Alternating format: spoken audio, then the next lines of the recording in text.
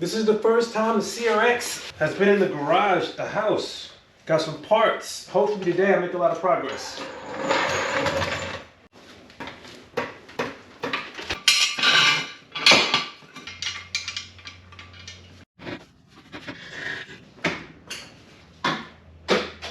I gotta put some actual antifreeze in the car. I'm still running on distilled water.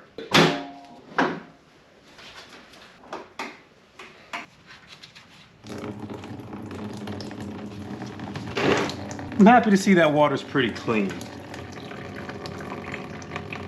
So in addition to coolant, I got a new reservoir. I'm gonna show you how nasty the old one is. Something for the headlights. This piece holds the bulb up against the back of the housing. One of them is broken. And everything else is to help improve the sloppy shifter. I think I just have to remove this and everything will drop out. Now I wonder, is there enough space to get this past the exhaust? It looks like it. Let's go up front. So to get this section off, which is one of the causes of a lot of our slop, got to take it out of this section. And there's this collar here. I'm going to snap it off and show it to you. That you have to take off before you can knock out this pin. Let's see, this should be the right size. So I'm gonna start to knock it out. And it's moving. And that's what it looks like. And this punch is exactly the right size. And that should let you pull it out. And that makes access to that bolt a little easier.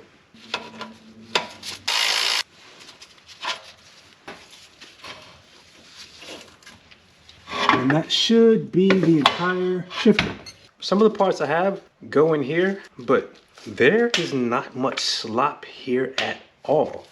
Not for it to be as loose as it is, but since I got the parts, I might as well replace them. But this, yeah, this may be a problem. But anyway, I'll come up with something. Yeah, it's solid. This hinge is solid, but this here, yeah, we gotta do something about that. So I got these nuts soaking in PB Blaster. I'm gonna go get some food, but hopefully I'll be able to get this thing shifting right. So I took this boot off to get a better look at this, and there is a bit of play. It's not much, but if I can eliminate it with some of the parts that I got, I'm gonna go ahead and do it. What?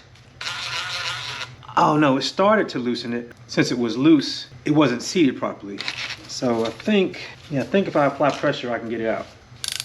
It wants to come out, but the back keeps spinning. I got vice grips holding one side. So let's see if it, all right. It's walking off, but it's a game you play with the old rusted parts.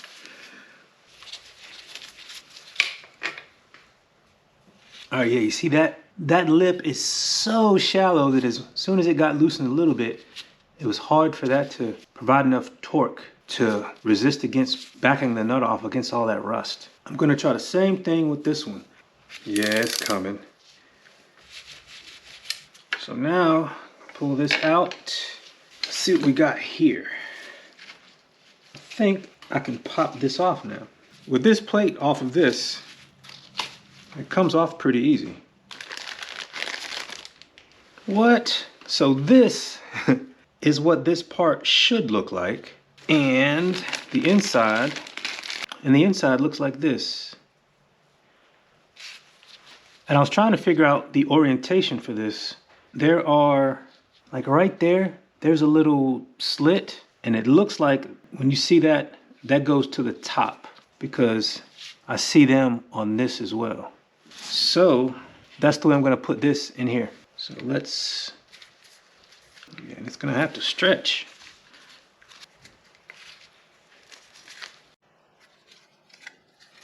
All right, there it is in the same orientation as the original one. Yeah, so this is the bottom part of this.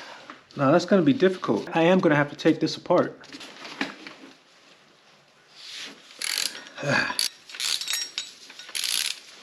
Oh, look how grimy that is. All right, so let's see how this.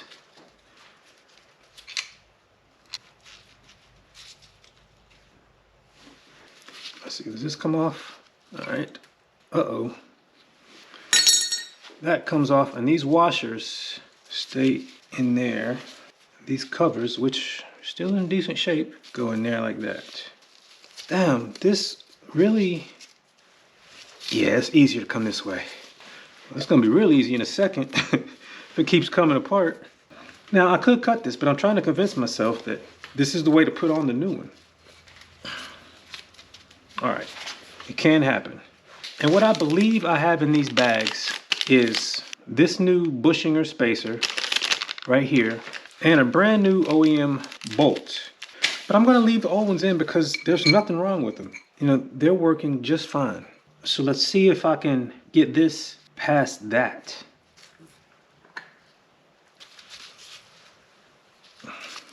Oh, it wasn't that bad at all. And to get this over that, it wasn't that bad at all either. So I think that's how that's supposed to go. Looks good for me anyway. Only question I have is what kind of lube should I put in there? So I'll wipe this ball off real good. And since I have silicone spray, I'm gonna use silicone spray.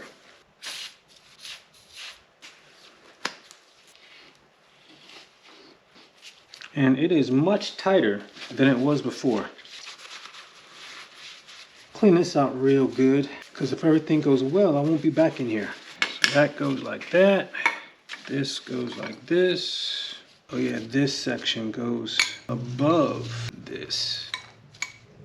I don't know that this is the correct order of operations, but I think I got it in like that. All right.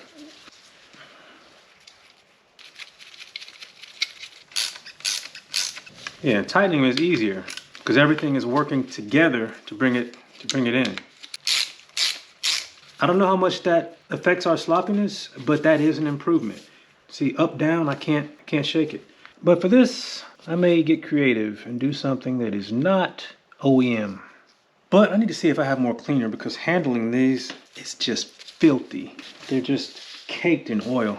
But what I'm thinking is, if a bushing and a spacer and a lock nut is good enough for the other side, then why wouldn't it be good enough for this side? Ugh.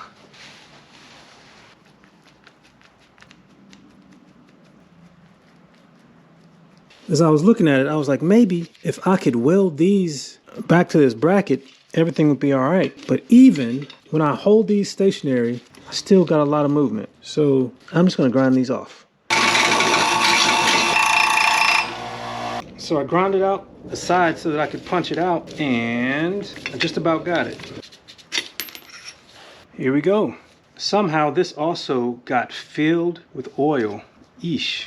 But now I can come up with a solution. All right, so that's plastic. Plastic served as the end caps. Then these bushings went in like that. So I need to go to the store to find something that is comparable, or create something that is comparable. Here I am at the hardware section of my local hardware store. Let's see if I can come up with something. After trying to find something that would fit at the hardware store, I just decided to buy a lathe and make my own bushings. So I went and got the lathe, unpacked it. It took a little bit of assembly, then I tested it. It's good to go. Now all I need is the material, but that will have to wait until tomorrow.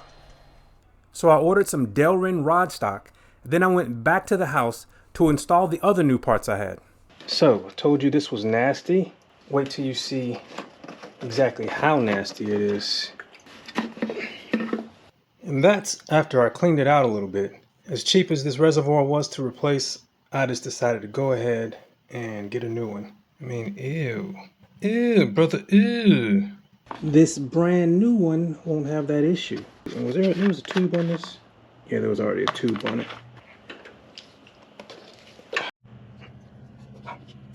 There we go. Nice. I can deal with that. I can deal with that.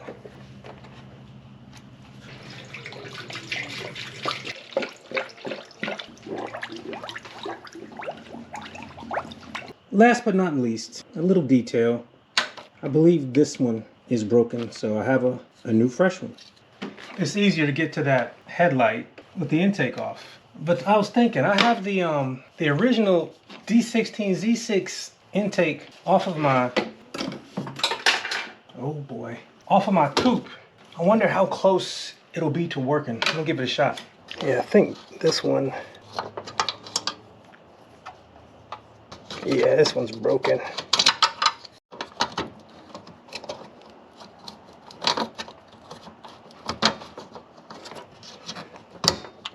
Alright, let's see. Rotate even more.